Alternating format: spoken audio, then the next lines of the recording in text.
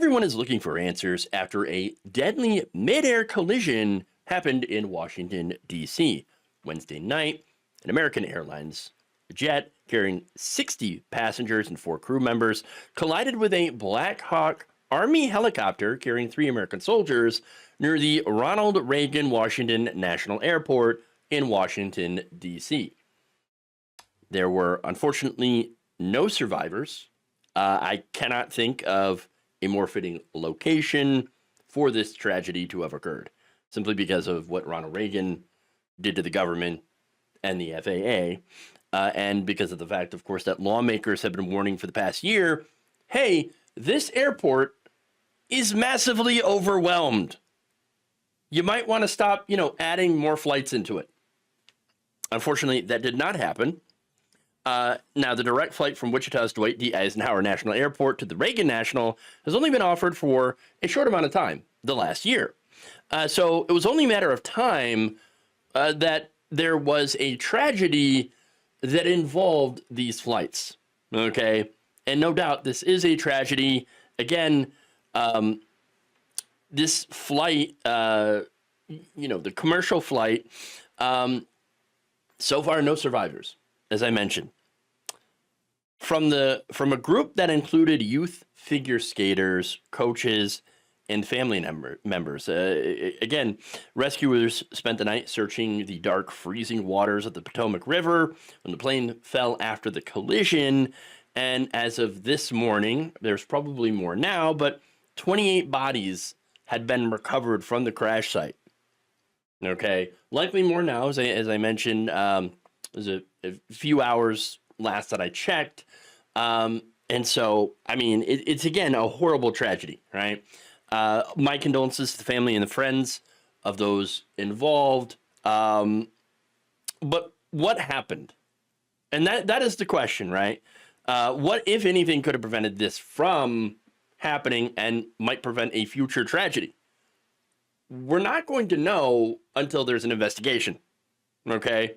That said, you could argue that this new administration did not help matters.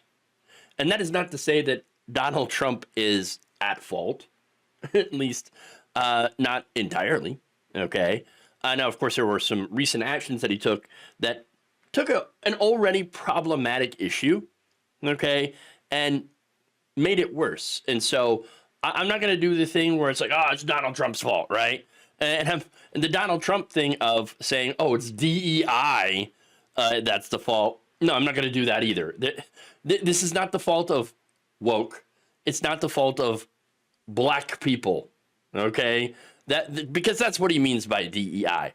No, this is actually the fault of several administrations and massive amounts of lobbying, the corrosive influence of money in politics and how it kills people, okay? So let me get into the details of this, right? So look, the airport was already overwhelmed with traffic during the last year. This is before Donald Trump got into office. In fact, according to a report in The Lever, lawmakers brushed off safety warnings amid mid-flight near misses and passed an industry-backed measure designed to add additional flight traffic at the same D.C. airport where the January 29th disaster unfolded. The legislation was supported by lawmakers seeking more direct flights to their home states. That I can understand, all right? Because it's like, hey, I got to go home, right? I want a direct flight. I get it. But it was also supported by airlines eager for expanded routes, which means more profits, all right?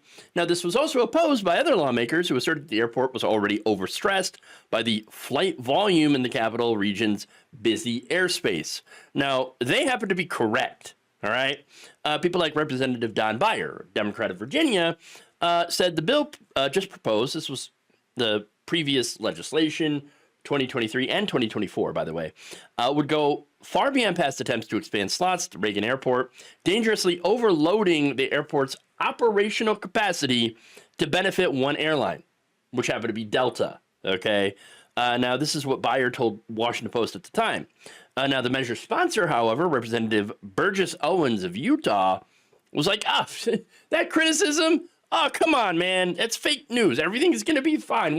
What's the worst that could happen if we just keep cramming more flights in? Well, last night, we saw what could happen and what did happen.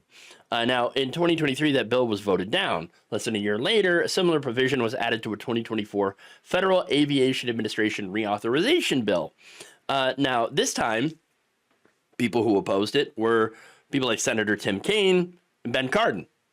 And they were saying, hey, this is going to create problems. Maybe we should not cram more flights in. But it didn't matter. This time, it passed on a bipartisan basis, thanks to lobbying on the part of Delta and something called the Capital Access Alliance. That's an industry group, okay? And President Joe Biden had signed it into law. And this is just one of the newest, most recent additions to an airport that has already seen a lot of additions to it when it comes to flight traffic. For example, 2000, 2003, and in 2012, okay, these flights were expanded to the Reagan Airport. In fact, look, the 2012 expansion, was supported by Trump's new transportation secretary, Sean Duffy, a guy who was on The Real World. So, well, now he's getting a taste of the real world. What happens when there's a real world tragedy, okay? And of course, as they were expanding more flights, they were simultaneously cutting staff. In fact, a 2023 Transportation Department report found that the staffing levels for air traffic controllers had declined by 10% from 2013 to 2023, and that the Federal Aviation Administration, quote, continues to face staffing challenges and lacks a plan to address them. And in May of 2024, the Federal Aviation Administration estimated that it still needed to hire roughly 3,000 more air traffic controllers nationwide to meet demands. Oftentimes, there's like one traffic controller on the job at the time. There have been towers that have shut down because that controller had to use the bathroom. That's how dangerously understaffed these FAA towers happen to be. And that was then, all right? This is now, where you have the Trump administration coming in and trying to cut the number of controllers, okay, in order to shrink the size of government. There are towers now that don't have any. They're just gone, okay? Not there. Not who's directing the traffic. Turns out nobody. Okay? And they're still like, we got to shrink government. We're spending too much money on government. Well, this is government. And of course, the reason they want to shrink government is so they can give tax cuts to themselves. Okay?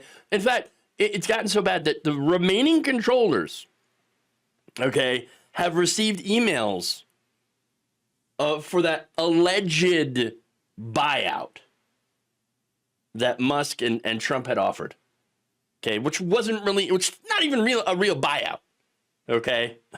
So I mean, look, and I told you I'm not going to blame Trump for all of this, obviously, but Trump has done some very bad things since getting into office. A day after he took over, Trump fired the heads of the TSA, the Coast Guard, and the Aviation Security Advisory Committee, whose job is it to examine safety issues at airlines and airports. Gee, it seems like we could really use that right about now. You know, some safety.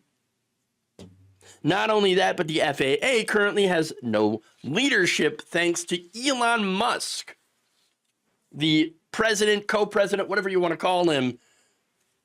He wanted this previous FAA administrator kicked out, and he got his way.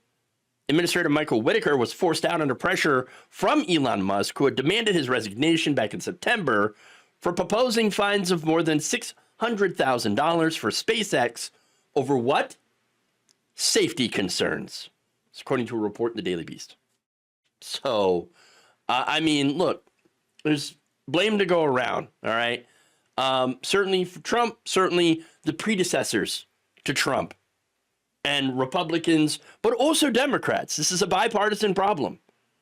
But it's actually less about the parties themselves. So don't get hung up on that, right? This is more about the corrosive influence of money in politics. The industry groups, trade groups have been lobbying.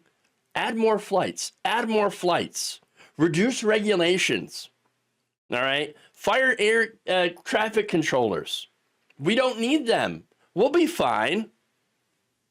Again, politicians from both parties voted to increase the flights, even though there were not enough flight controllers to handle it. But again, they were like, it's fine. And we don't need to hire any more because, they're government workers, and we don't need more government workers. No, they're just taking off the dole. They're sucking off the teat. So we got to get rid of them. We got to save money. Doge has got to save some money.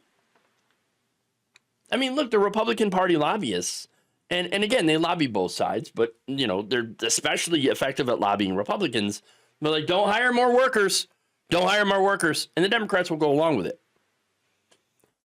All of what happened is the result. It's not like we didn't see this one coming, okay?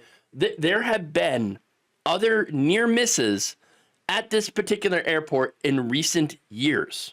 That's why the 2023 bill failed, because there was a near miss where this almost happened. But now it did. It was only a matter of time. There was a bad situation. It was set up to be a bad situation.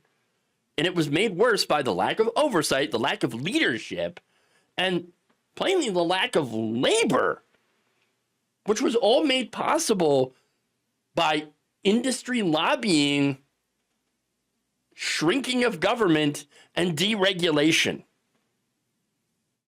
It's what the industry wanted, though. It's what the industry wanted.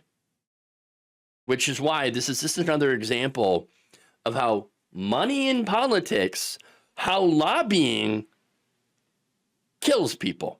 Thank you for watching. If you enjoyed this video, please like, share, subscribe, hit the bell icon in order to get notified whenever a new video is released. And if you want to support independent, progressive media through this difficult time where it seems like everybody is shutting down, you can become a member on our YouTube page, you can become a subscriber on Facebook, or you can go to my Patreon. It's patreon.com/Jeff Waldorf. Thank you.